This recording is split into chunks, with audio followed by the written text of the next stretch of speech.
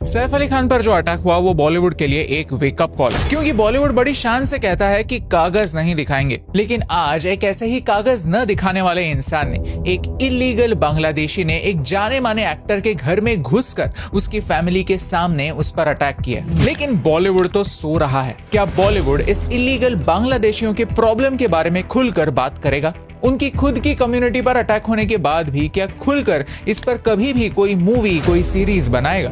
बांग्लादेश के लोग हमारे घर में घुस चुके हैं, इसका इस इंसिडेंट से बड़ा सबूत और क्या होना चाहिए? इन्वेस्टिगेशन जारी है और मामला सब जुडिस है, तो हर दिन नए फैक्ट्स हमारे सामने आ रहे हैं। लेकिन आज तक पुलिस ने जो फैक्ट्स प्रेजेंट किए हैं उसमें यही पता चला कि अटैकर बांग्लादेशी था, उसके पास कोई डॉक्यूमेंट्स नहीं थे और वो एक हिंदू नाम लेकर मुंबई में रह रहा था। ये वीडियो हमारे दूसरे वीडियो से अलग होने वाला है। ये वीडियो रॉ होगा, ये वीडियो अनसेंसर्ड होगा, कंप्लीटली अनफिल्टर्ड होगा। लेकिन यहाँ मुझे देश की फिल्म इंडस्ट्री को कुछ सवाल पूछना है, तो प्लीज इस वीडियो को एंड तक देखिए और अगर आपको इस वीडियो का मुद्दा समझता है तो नीचे कमेंट्स में डिस्कस करते हैं। सीधे मुद्दे पर आते हैं। 16 तारीख को सुबह 2:30 बजे एक इंसान ने सैफ अली खान के घर में घुसकर उस पर अटैक किया। अलेजिडली वो सैफ से 1 करोड़ रुपए मांग रहा था और उनके बच्चों को थ्रेटन कर रहा था। पुलिस कहती है कि इस अटैकर का इंटेंशन चोरी का था, लेकिन पूरी बिल्डिंग में सीसीटीवी होने के बावजूद अटैकर एंटर करने की कोई भी फुटेज अवेलेबल नहीं है। हाँ, अटैकर फायर एग्जिट यूज करके भागते हुए की फुटेज जरूर है। पुलिस कहती है कि अटैकर एक बांग्लादेशी नेशनल है जो इलीगली भारत में आया था और भारत में आने के बाद उसने अपना नाम बदलकर विजय दास कर लिया। यहाँ 3 बड़े सवाल खड़े होते हैं। 1, पुलिस को पता कैसे चला कि वो बांग्लादेशी है? इज द पुलिस अवेयर कि बांग्लादेशी इतने आसानी से भारत में घुसे हुए हैं और मुंबई में भी जो बांग्लादेश से इतना दूर है छुपे बैठे हैं? 2, इसे डॉक्यूमेंट्स कैसे मिले? अगर इसके पास कोई डॉक्यूमेंट्स नहीं तो उसे रहने के लिए घर, यूज करने के लिए फोन और बाकी सारी बेसिक चीजें कैसे मिली? और 3, उसने जानबूझकर अपना नाम बदलकर एक हिंदू नाम ले लिया था। ऐसा क्यों? ताकि किसी को शक ना हो उसका ओरिजिनल नाम मोहम्मद शरीफुल इस्लाम शहजाद है। अब आते हैं बॉलीवुड पर। 5 साल पहले जब सीए लाने की बात हो रही थी तो बॉलीवुड एक ऐसी कम्युनिटी थी जिन्होंने सीए आने की वजह से भारत की माइनॉरिटीज को कैसे थ्रेट महसूस हो रही है ये तो क्लियर कर दिया था। लेकिन सीए न होने की वजह से, हमारी बॉर्डर सिक्योर न होने की वजह से पूरे के पूरे भारत में क्या प्रॉब्लम्स है ये किसी ने नहीं बताया। मानो कि ये बातें उन्होंने नोटिस ही नहीं की। बांग्लादेशी थ्रेट को उन्होंने बस प्रोपेगेंडा समझा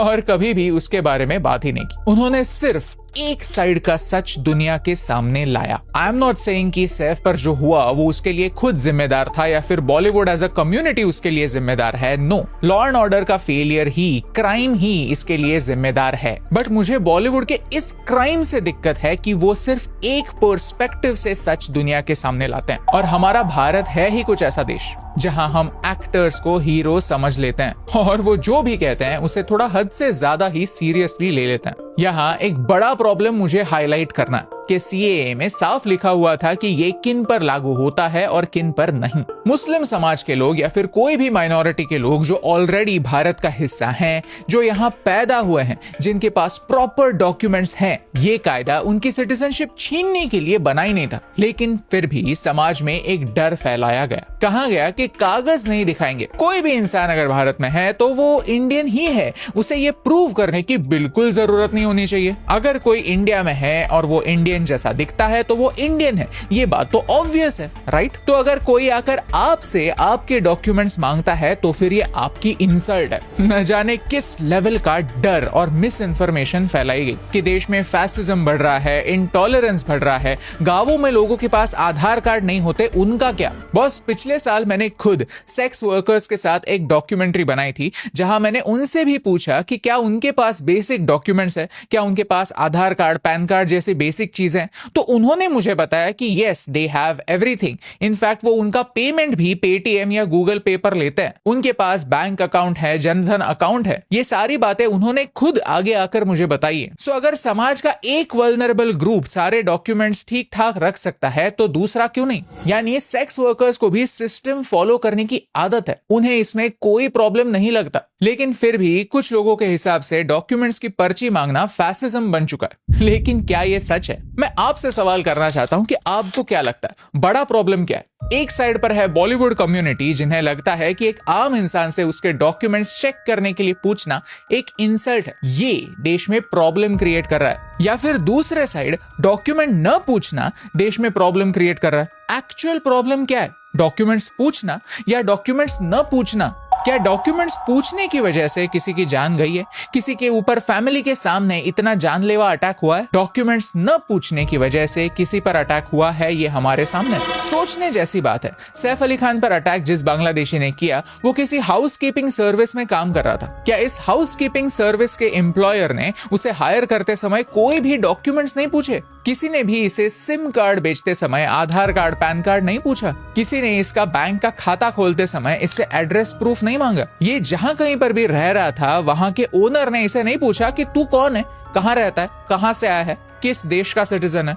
ये बेसिक सवाल ना पूछना क्रिमिनल। डॉक्यूमेंट्स पूछना आपको इंसल्ट लगती होगी, लेकिन डॉक्यूमेंट्स न पूछना लॉ एंड ऑर्डर की इंसल्ट है। तो इस वीडियो के थ्रू मेरी बॉलीवुड से एक रिक्वेस्ट है कि एक और पोएम लिखी जाए, हम कागज दिखाएंगे, क्योंकि हमें गर्व है कि ये देश हमारा है और हमें गर्व है कि हम लॉ अबाइडिंग सिटीजन्स हैं। हमने कुछ भी गलत नहीं किया है और डॉक्यूमेंट्स दिखाना देश के लॉ एंड ऑर्डर को मजबूत बनाता है। किसी से डॉक्यूमेंट्स मांगने में मांगने वाले को शर्म आने की कोई जरूरत होनी ही नहीं चाहिए। डर रूल तोड़ने वालों को होना चाहिए, क्योंकि जब तक रूल तोड़ने वालों को डर नहीं होगा, उन्हें सजा नहीं होगी, तो सजा उन्हें ही होगी जो रूल्स फॉलो करता है। जब तक इन इलीगल बांग्लादेशी लोगों को हम आइडेंटिफाई करके डिपोर्ट नहीं करते, तो उनका बर्डन आप पर और हम पर ही आएगा और ये देश के लिए डेफिनेटली डेंजरस है। इस वीडियो के थ्रू मेरी बॉलीवुड से एक रिक्वेस्ट कि हमें अननेसेसरीली एक अच्छा नेबर बनने की कोई जरूरत नहीं है।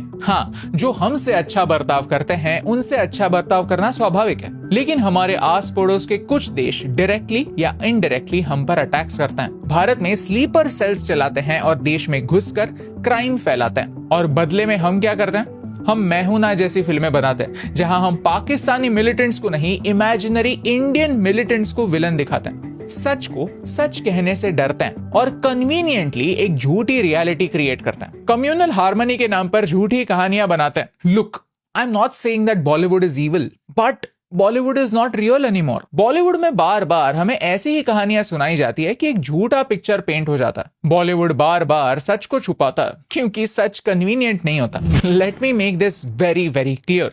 सैफ के साथ जो हुआ वो एक सिक्योरिटी फेलियर है। I am not blaming the Bollywood community for the attack that happened on Saif, लेकिन आज बॉलीवुड के पास पावर है इस इशू को वो जो है उसे वैसा ही बताने की। इंडियन मुस्लिम्स के पास वो पावर है एडमिट करने की कि यस, बांग्लादेशी इलीगल इमिग्रेंट्स देश में घुसे हुए हैं और वो समय आने पर हम पर भी अटैक कर सकते हैं। तब उन्हें कौम याद नहीं आती, तो हमें भी उनकी कौम याद करने की कोई जरूरत नहीं है। उन्हें सिर्फ कौम के नाम पर हमारे घर में जगह देने की कोई जरूरत नहीं है।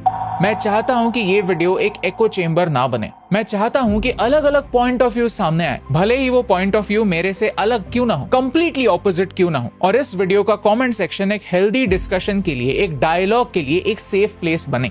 तो प्लीज आपको इस इशू के बारे में क्या लगता है हमें कमेंट्स में जरूर बताइए। अगर आप चाहते हैं कि ये मैसेज आपकी फेवरेट सेलिब्रिटी देखे और थोड़ा सेल्फ रिफ्लेक्ट करे, अपने बबल से बाहर निकलकर थोड़ी सी दुनिया देखे और सोचे कि इस देश में क्या हो रहा है, तो उन्हें इस वीडियो में टैग कीजिए। उनके साथ इंस्टाग्राम पर, ट्विटर पर ये वीडियो शेयर कीजिए, क्योंकि अगर समाज की इस बीमारी को सुलझाना है, आगे जाकर ये अश्योर करना है कि कोई भी बांग्लादेशी घुसपैठ आप पर अटैक ना करे, तो आपको खुलकर इस प्रॉब्लम के बारे में बात करनी ही होगी। सही सवाल करने ही होंगे, जैसे हमारे बॉर्डर सिक्योर कब होंगे, देश में बसे बांग्लादेशी इलीगल इमिग्रेंट्स को हम डिपोर्ट कब कर रहे हैं, सीएए तो आ गया, अब उसका इम्प्लीमेंटेशन कैसे होगा, कब होगा। ये सवाल इंपॉर्टेंट है और यही इंपॉर्टेंट सवाल आप तक पहुंचाने से मुझे फर्क पड़ता है।